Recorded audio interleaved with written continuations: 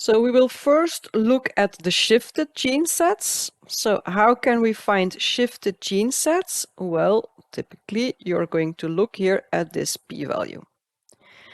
And you use the regular thresholds that you use for p-values. If the p-value is below 0.05, you assume that the gene set is a shifted gene set. So this is exactly what we're doing here.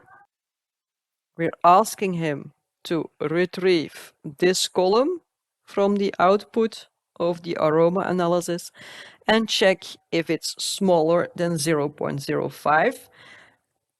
The indexes of the gene sets for which this is true are saved in a variable called shift. So it contains numbers. It's the indices of the gene sets that are considered shifted. So as you can see, the first gene set is considered shifted. And it's true, it has a p-value that is lower than 0.05. So we have the indices of the shifted pathways. So now we can make multiple plots of the data. So for instance, we can make this plot here. These are the shifted pathways. I selected them. That's what I do here. So I selected the shifted pathways. And what you see here, this value are what is called the sample scores.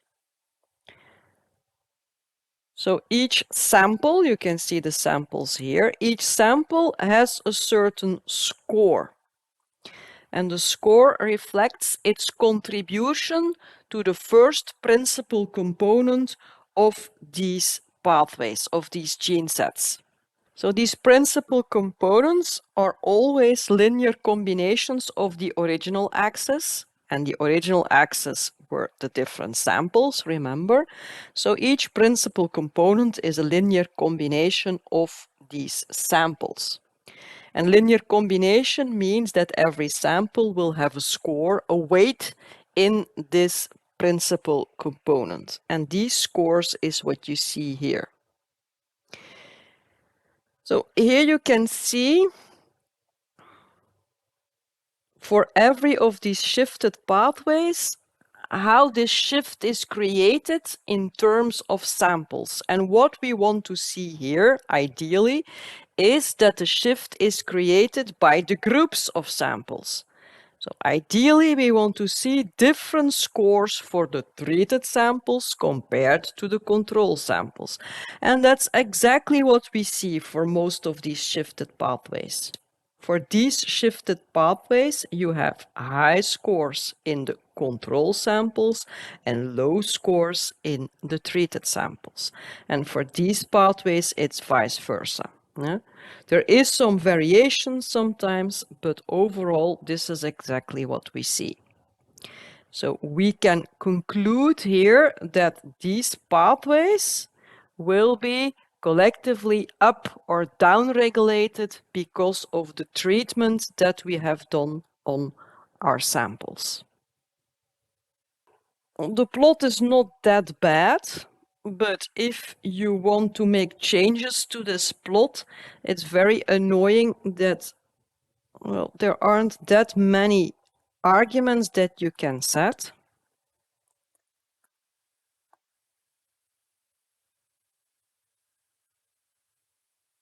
It's pretty limited, you see. So if you want to make text smaller, or you want to remove borders, or you want to put a different title on the plot, there's no way to do this here.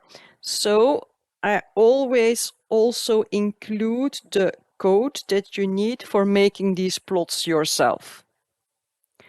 So what do we need? Well, we need the sample scores. Where are the sample scores? Well, they're also here. We have a module matrix. We already looked at this. This was the matrix with the L1 scores and the median expression, remember, for every gene set that we looked at. We also have a sample matrix, and that contains the sample scores of every sample. So this is the one that we need. And from the sample matrix, we are going to retrieve only the data for the shifted gene sets. That's what we do here. So now we have a matrix with sample scores. We have the shifted pathways here, we have the different samples, and we have the sample scores. So that's exactly what we need for making this heat map. So we can now make the heat map ourselves using the pHeatMap package. So I'm going to do this. I made it a bit more fancy, as you can see. So it's exactly the same heat map, but then a bit nicer. So now by doing it myself, I can change the title of the plot. I could change the colors. I took the same colors, but if you want to change the colors, you can do this. I made the text smaller. I removed the gray borders around the tiles. So anything that you can do in pHeatMap can be done now. One thing I want to mention here is that for pHeatMap, you need a matrix with the scores as an input, but you also need annotation for the columns. Yeah? What is annotation for the columns? It's the grouping information. Where can I get the grouping information? Well, that's this thing that I created here. Remember, this named vector here. But pHeatMap wants this as a data frame. Yeah. The value for this argument always needs to be a data frame. So I convert it into a data frame. That's what I do here. And then he knows, this are the groups, 2 groups. So I have to put 2 groups here. And here I can see which sample belongs to which group. So I can color them here accordingly.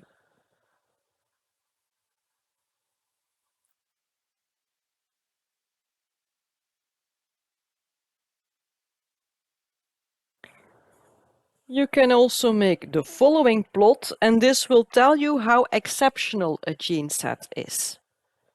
It has a score for median expression along its first principal component. Here, you calculate the median, it will be here. So this value that you have here along this first principal component that belongs to the green gene set here, this score here, how exceptional is it when I compare it to random gene sets? So you can see that here in this plot, the red point here is the median expression of that particular gene set. The box represents the distribution of the median expressions along the principal component number 1 of random gene sets. So you can see here, for instance, that this one is very exceptional. And also here, this one also. Well, these are still significant, but they are less exceptional than this one. So that's basically what it shows, but as you can see, you don't see the names of the gene sets very well. So I'm not going to make this plot myself, but this plot is created using the basic plotting system in R, so we can not use ggplot for this.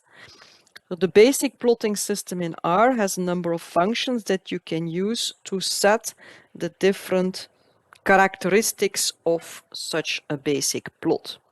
For instance, here I'm asking for the margins. So this is the bottom. This represents the left margin. This represents the top. And this represents the right margin.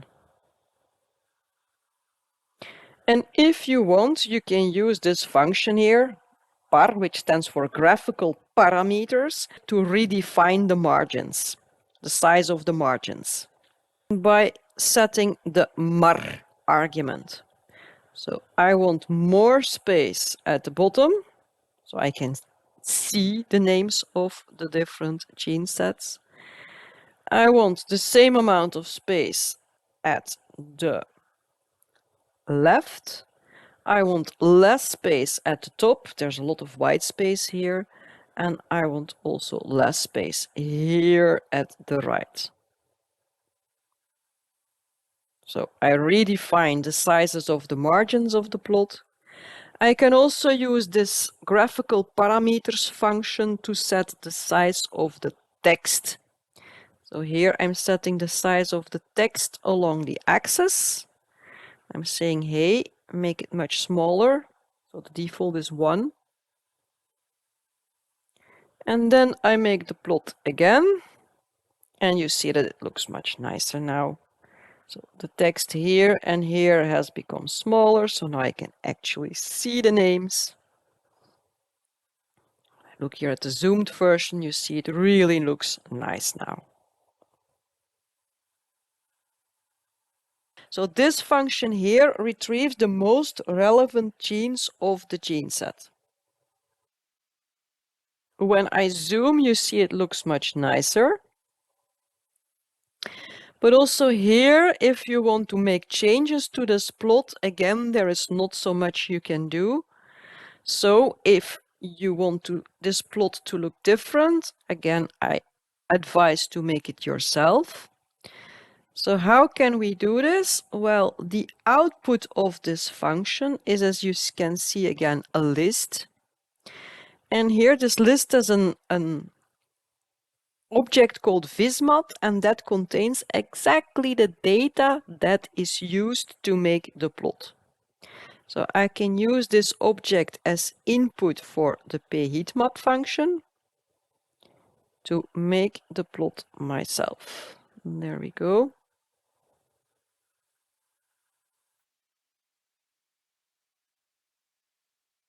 And again, then you can get rid of the ugly borders around the tiles. You can make the text much smaller. You can change the title of the plot and so on. This output also has a second object called table. This table is also very interesting because what it contains is for each shifted gene set. We're still working here with the shifted gene sets, as you can see. So for every shifted gene set, it contains the 10% of genes with the highest values on the plot. So what are they? So the genes with the most extreme expression levels. So they basically are the genes that are the most up or down regulated of the entire pathway.